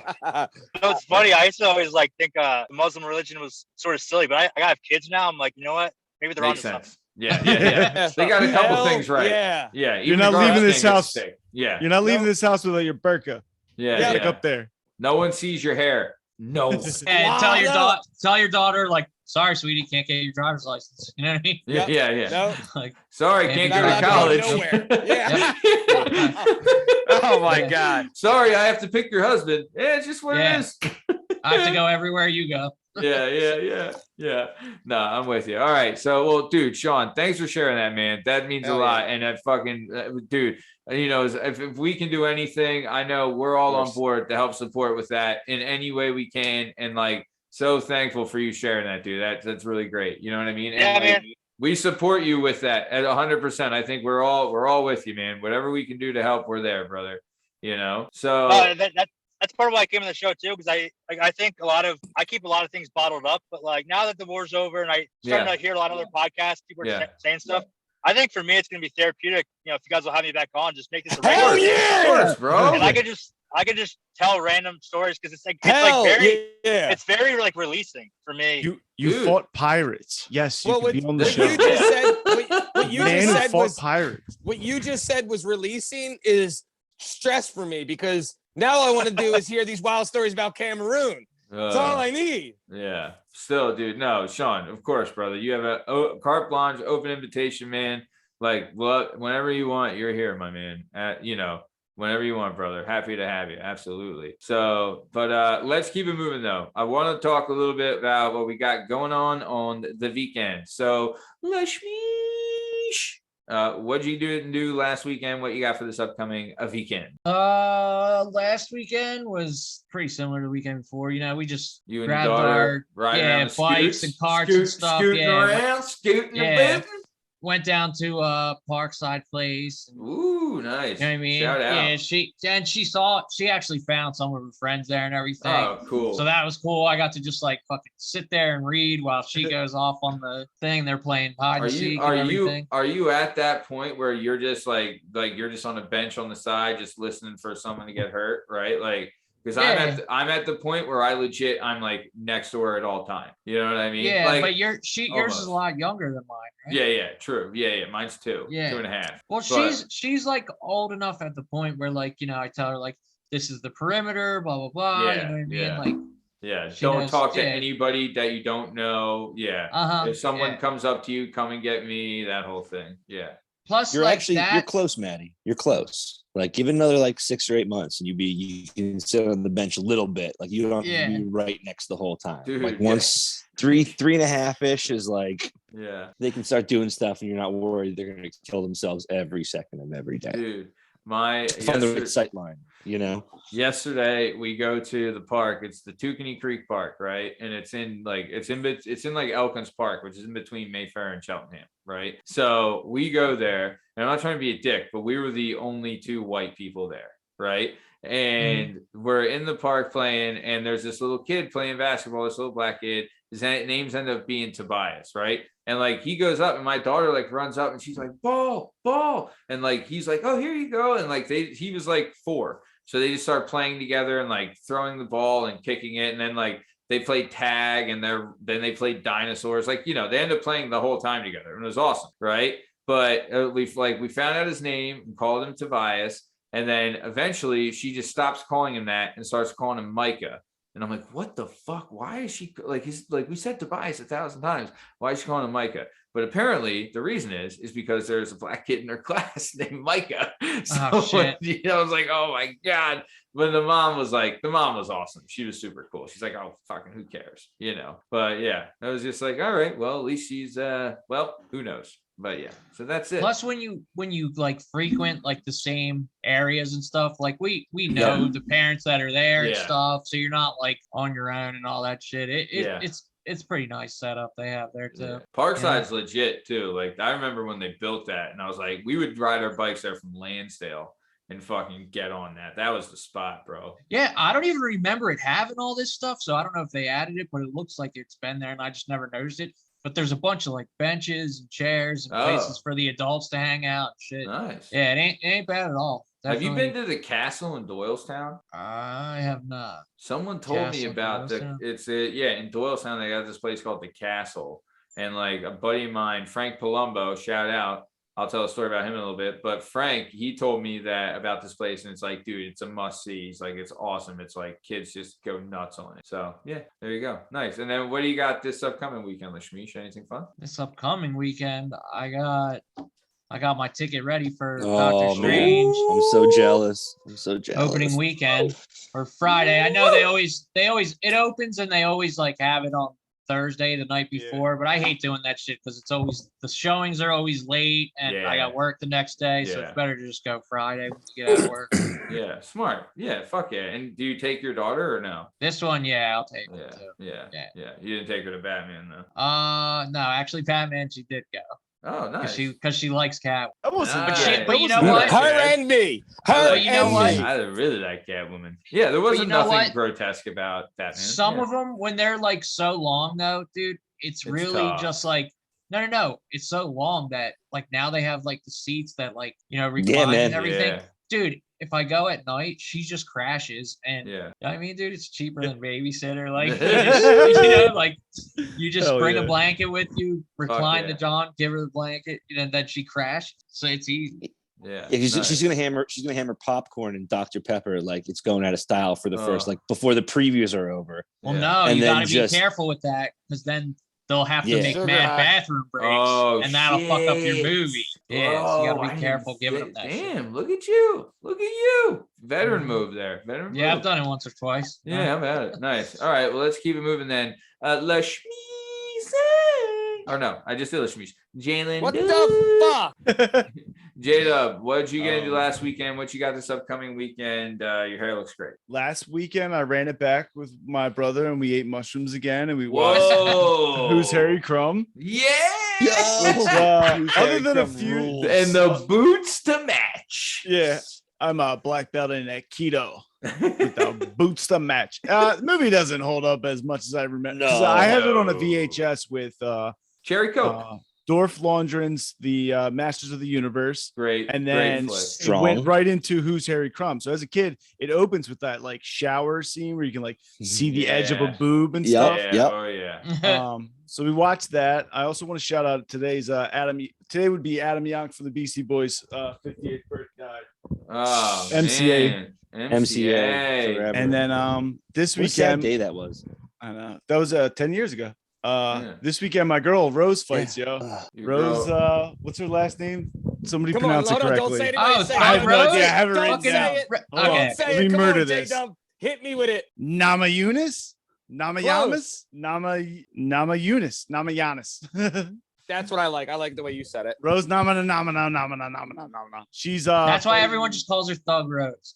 Thug Rose. Yeah. She's adorable, I love her. Yeah. When she actually has like her full, again, this is gonna sound terrible. She got the butched head right now, but when she like wears a wig or puts her full grown hair and actually does make this again, she's cute in the ring when this girl's about to fight another bitch. So she's like completely sweating, no makeup, not a fight, her head shaved. She's got Vaseline on. When they doll her up, oh my God, you're like, holy fuck, is she ridiculously hot? Yeah, when you can pull off the shaved head, you're pretty. Yeah. Agreed. Not every dude can pull off the shaved head. Nah, so if you're a chick and you can pull it off, you are a very small percentage of the population. Oliveira's fighting Gagey. That'll be good too. I'll watch that. And Ferguson's fighting too. The bull who just eats 1,000 punches. Oh, shut the fuck up. Yo. It's a big one. I'm going to share my screen real quick. So for those listening, I'm going to share my screen and I just about to bring up Thug Rose nudes. Does she have nudes? But look at her. I don't know. We're going to find out. Oh, she's a doll. Look at this. Look at her. She's hot as shit. I'll dog out. Bro. Shout out. She's not married. I can make babies with her. Yeah, listen. There's her with the Tyler Herro lip, that picture. Listen, if you're gonna be Brazilian, there's a really good chance you're gonna be stupid. Yeah. And have an ass. That's odds are you're gonna be super hot. And have an ass. in heaven. Yeah, fuck. Yeah. That. And be great at soccer. It's all part of it. Liam, what's the update? Fantastic in bed. And be fantastic in bed. Nothing. I just need 2 more from Harden. The others already have 24. Fuck that. The Sixers are down like what, 11? Yeah, I just need, if I get these 2 from Harden, then I'm home free. Nice. Liam, he got there early too. And Harden had 18 before Jimmy Butler even got to 12. Yeah. Yeah, but then they both went over 20 and Harden stalled out. Yeah. But he's about to get it right. What's the score? Niang sit talking, yo. Niang sit talking. 94-85. So guys shouldn't even be in the NBA. Let's keep it moving. Benoit, what do you got for this upcoming weekend? And what you gonna do last week? Last weekend, not nice. Last weekend, not much. Let's see, my lawnmower broke. I went out to finally try to take care of the yard, and the lawnmower broke. Awesome. So that was fun. And then as I'm out there trying to fix this lawnmower, 10 o'clock on Saturday morning, my wife walks out and she's like, I just realized I have a bridal shower in an hour, 45 minutes away. So I was like, all right, well, this now it's not my lawnmower. So where we live, right, we rent. And so it's a 3-story house. My wife and I and our kids live on the 2nd and 3rd floor. And then there's another couple who has a 1-year-old who lives on the 1st floor. So the landlord just bought us this shitty electric lawnmower. Yeah. You guys can share it, right? So I went out there to try to I'm like, all right, this shit's getting long. Let's knock it out. And I moved all the shit. I moved the swing set. You know what I mean? I did all the stuff. Yeah. And then I got halfway through and it just died. And it happened last year too, at the end of the year. And my landlord came over and just fixed it. It was it was this thing. Cause I don't know how to deal with an electric lawnmower. If it was just an old shitty lawnmower, I could take at least, I'm not a very handy guy, but I could take it apart a little bit and figure it out. Yeah. This electric thing, I'm like, well, I don't know what I'm getting into there. So Saturday was kind of a rush, kind of a cluster, a little rain down here. So it paraded on our day. Sure. Still got the kids out. And then Sunday was actually super nice. So it was just me and the kids at the park. And that was about. Just a park by your house? There's 3 parks. Yeah, I forget what it's called. We call it the spaceship park because it's got a spaceship in it. There's also a motorcycle park. There's a dinosaur park. I don't know what any of them are actually called, but and you never will. We were at Spaceship Park, but we like Spaceship Park because they'll have a snow cone guy who comes around if it's hot out to soak you for a couple bucks. So always does. So not a ton last. Watched the Celts get fucking stomped by the Bucks on Sunday. I woke up all excited and then just was like, that was ugly. Yeah. This weekend though, Sunday's Mother's Day, right? Are we all aware of that? What? Yep. Sunday's Mother's Day. Sunday's Mother's Day. You really not know that? Yeah. Yeah, even I knew that. Fan of the show. I get my dog baby mama a little gift, and then she's such a good woman. She's like, "Well, why don't you have your mother over, and I'll do brunch for everyone." I was like, "Fantastic." Yeah, dude. And now you're like, I am so clear now. I am so clear on anything. Come over for brunch. I just got clean of course. And I already tracked down. My neighbor's got 2 younger kids, a 10 and an 8-year-old. And I was coming in home from work, and I seen him. I was like, "Hey, you want to make $20?" And I was like, that's weird. Don't yell that at children.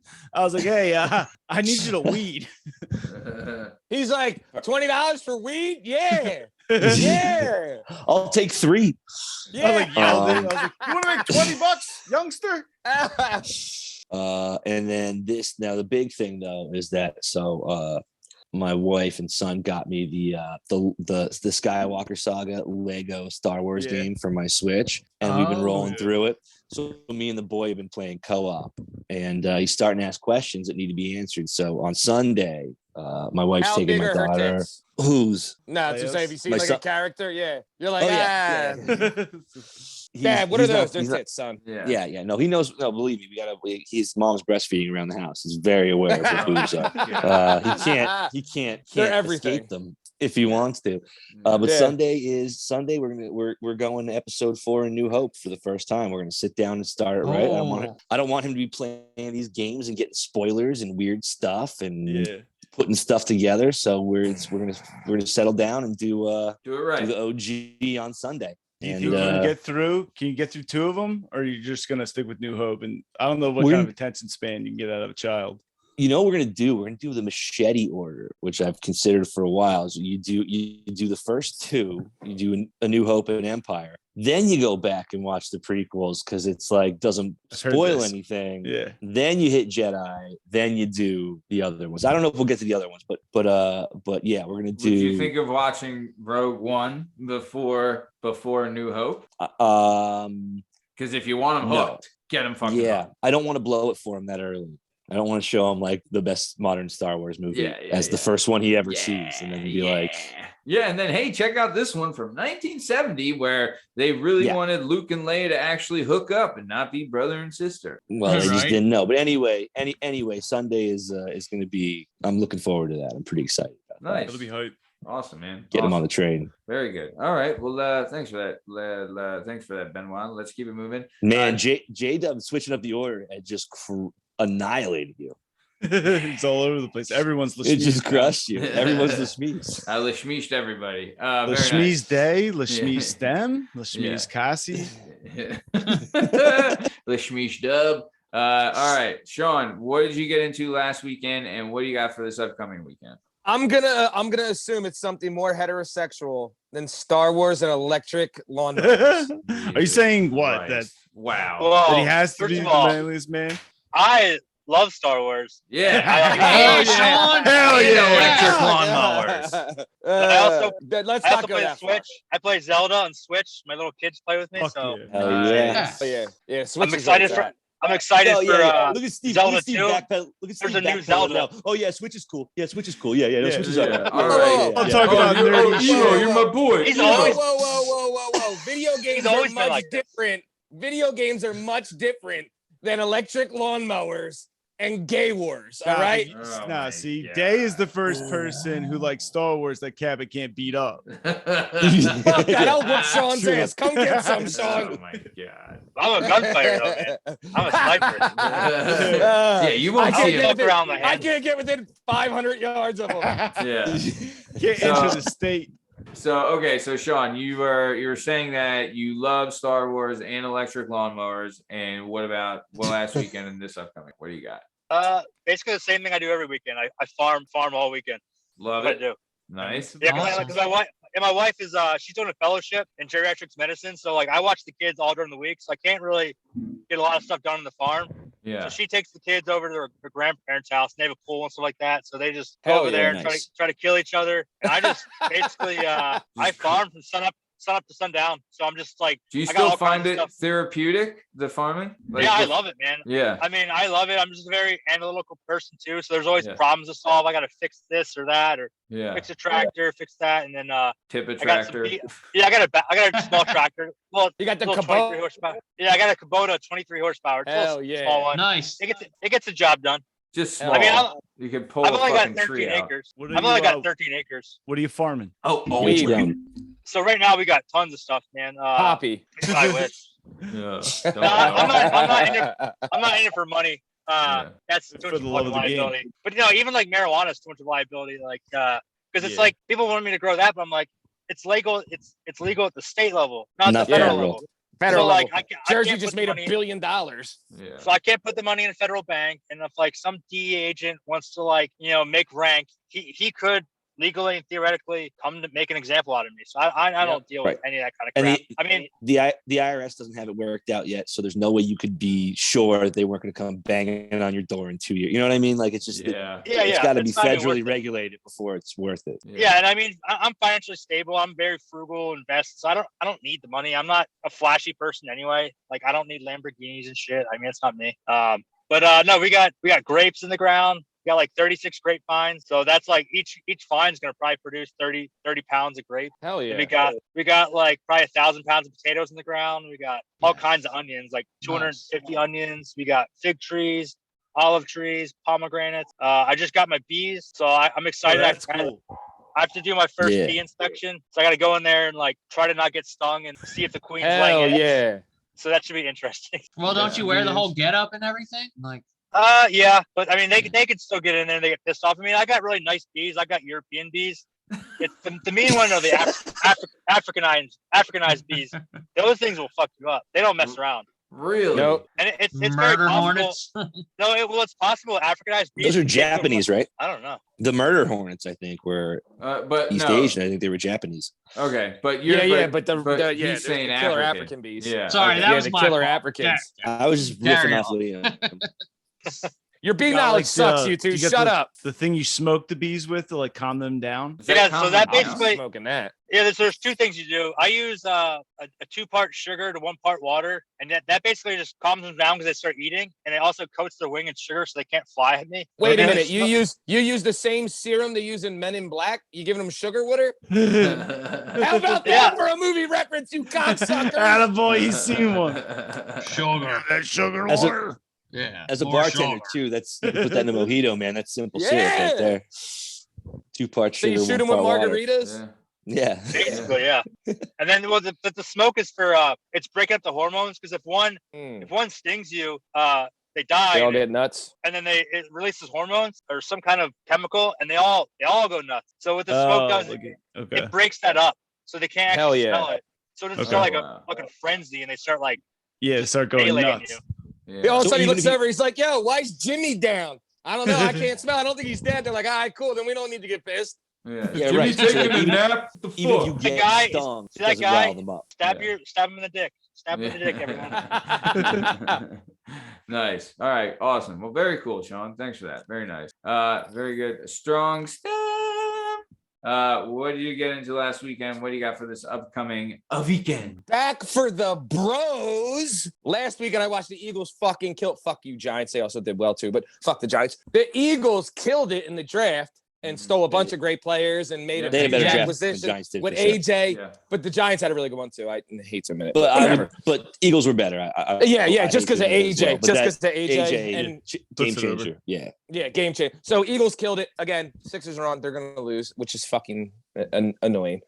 This weekend, I don't know. How's that? All right. I don't know. I'm trying to watch this game and do this at the same time, and I'm not built for this. All right. I'm stressed out. I'm thinking about stories from Cameroon. I'm into the B thing. I don't know what's going on over here, but I'm fucking losing my mind. All right. I lose track quickly. I got, the attention span of a fruit fly. So then I see J-Dub sucking on the electric dick and blowing clouds into the thing. Then he's got it on fucking mute and he's talking to somebody. I'm confused with the whole production here. It's going downhill. My bad. May the fourth be with you, Steve. May the fourth be with you. Steve's gonna watch a lot of Star Wars this weekend. And No, this weekend what I'm watch actually going Thug to do Rose. real quick. I'm going to watch Thug Rose for sure, but I haven't been on Louis lately. I'm abusing my children. I'm neglecting them. I haven't been able to get out lately. So, I need to take these 4-wheelers out and do what I do best and almost kill myself. You gotta take care of your kids. Very nice. Yes, Very sir. nice. All right. Well, thanks for sharing that. All right. Well, we're coming. And before we leave, he got some white boy pictures. I don't know if you guys can see this. Oh, that's a good one.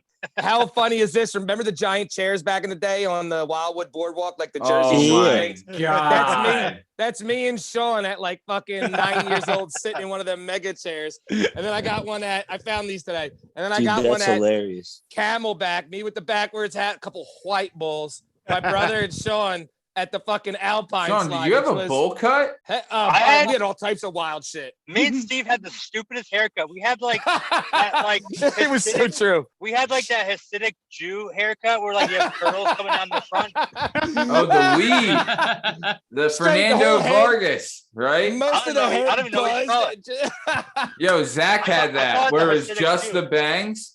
Yeah. We had that. Wait, just the bangs? Like the Yeah, whole Zach- shit, just yeah. the bangs? Long boys. Remember Fernando Vargas, Riley. the boxer? Oh, yes. I'm not Yep. taking any more shit from Steve about Star Wars. Nice. All right. Fair let's enough. keep it moving. Okay. So we're coming to the top of time. Before we get out of here, Lyn Dub, anything you got to say to the Dub Nation before we take off? Hey guys, sorry. I need to get going. Okay. My kids are in the LA Fitness daycare center. Go ahead. It's been 2 hours and I gotta go in there. All It's right. been Yo. I'll see you next Awesome, week. All dude. right, brother. Thanks, Sean. Yeah, see you next See you week, later. brother. Yep. All See you, right, man. Man, Take it easy. nice talking to you.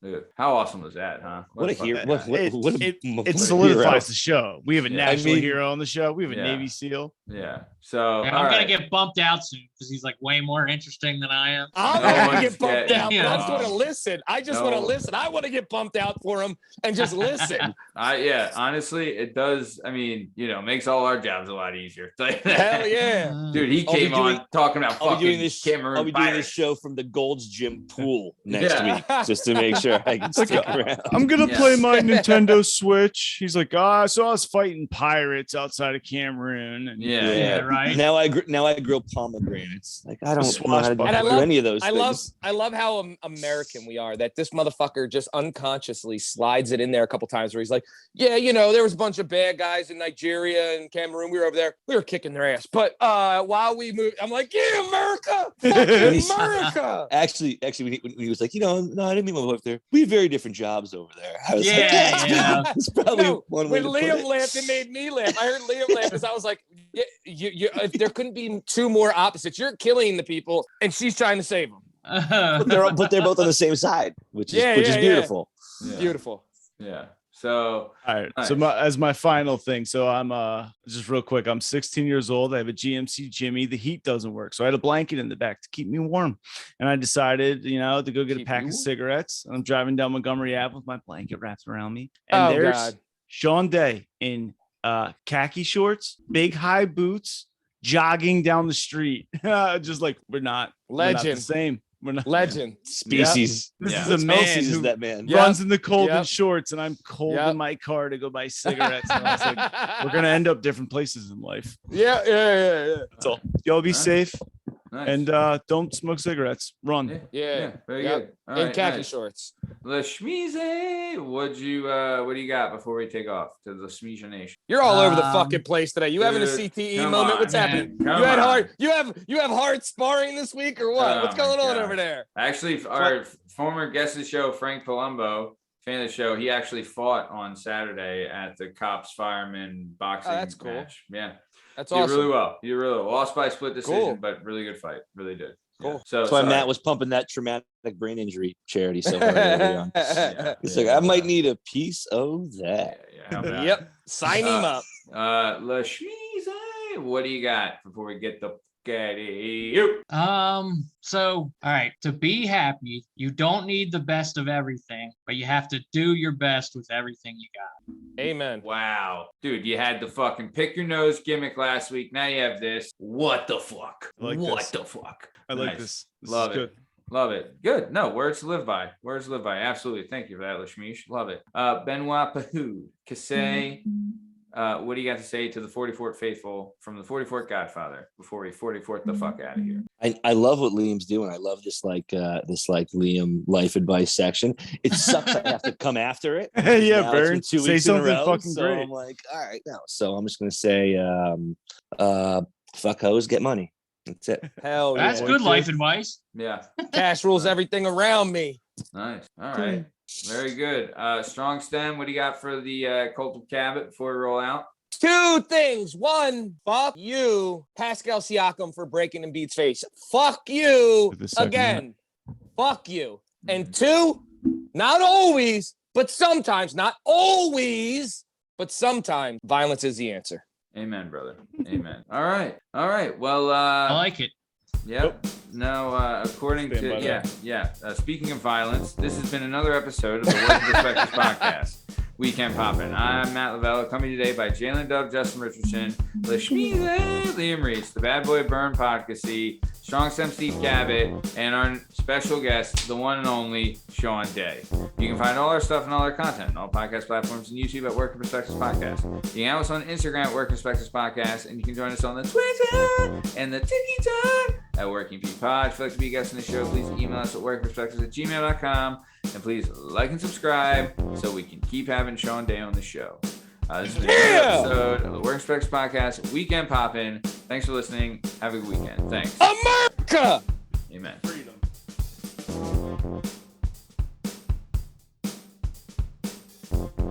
All right. This is the Working Perspectives Podcast post-show press conference. Starting off with Liam Reese. Liam, how'd you think your show went tonight?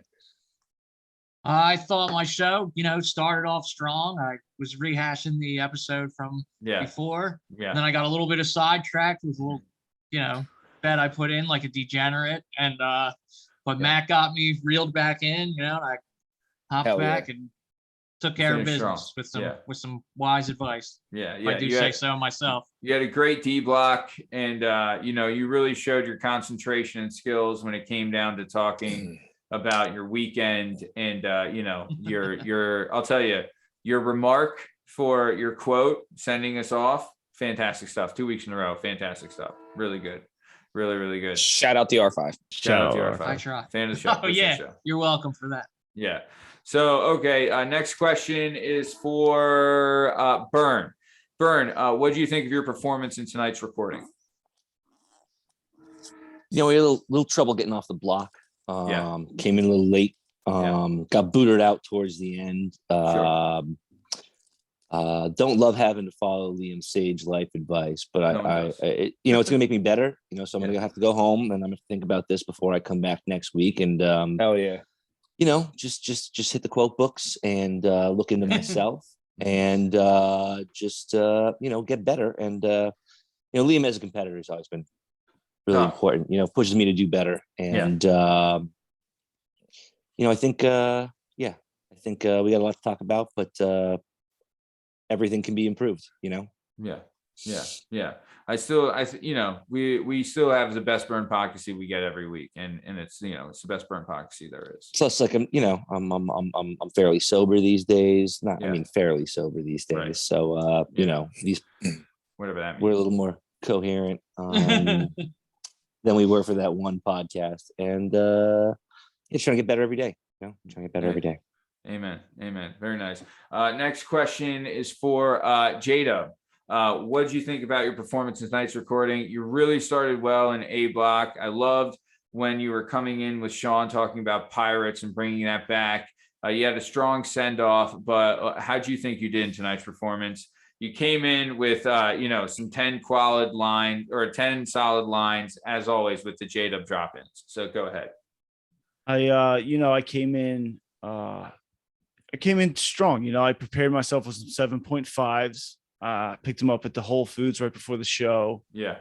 Tried to put down as many bowls as I could before the episode really started. Really, try to get that going. Yeah. And then just reminiscing about Day beating me up, that just didn't land, in the beginning. Yeah. And I knew I was down in the cards and I was gonna have to win back a couple rounds before the end. Yeah. And the guys got it done. If it wasn't for my teammates, I wouldn't be anything. So I got to give credit to them. And all glory goes to God, and time's yours. Yeah, thank you for that. Next question is for Strong Stem Steve Cabot. Strong Stem, you had your good friend Sean Day on the episode. Always great to have a childhood friend on the show that didn't beat you up. And really, really strong stuff tonight. You came through really well. What did you think about your performance tonight's show? Well, just like everyone else, first and foremost, all the glory goes to Jesus Christ. If it wasn't for him, my savior, we wouldn't be here doing what we do. And I just want to let him know that I appreciate him. Yes. Also, listen, I came out a little emotional today, right? I let the emotions get the best of me. Wasn't at the top. Then, I noticed myself midway through relying on talent. And we all know that hard work beats talent when talent doesn't work hard. So, I had to fucking take a deep breath. Yeah. Reflect it within and, try to finish out hurt. And I feel like, at least I put a little impact on the game, a small one. Try to help my teammates, No, every impact's a big impact when it comes from the Strong Stem, I would say. Now, solid performance tonight across the board. Last question is for me, Matt. So had a decent A block, but I tried to switch it up later in the show in D block, and I tried to put Justin before Liam, and then just kept calling everybody Lasmeeshma, and really lost my head there. I got some text from my wife mid-show that really kind of threw me. I had to leave the show for a little bit in the middle of Sean's pirate story, which nobody saw because we were doing, the speaker view, but I caught the end of that, which was nice. So I could jump in there. But, honestly, I felt like I've had better shows. My intro was sharp, I think. even when I played through some distraction. But yeah, not my best game. And I really think I can come back. I just got to get better each week. And, I think next week you'll see a whole new Matt. Really do. And I feel like I could speak for all of them being the longest ranking member on this pop in to say that, Matt, you're our captain. We follow your lead and you got us through, bud. You got us through. Yeah. Yeah. I try to lead by example. I think the Imo Ahonkhai episode is a perfect example of playing hurt.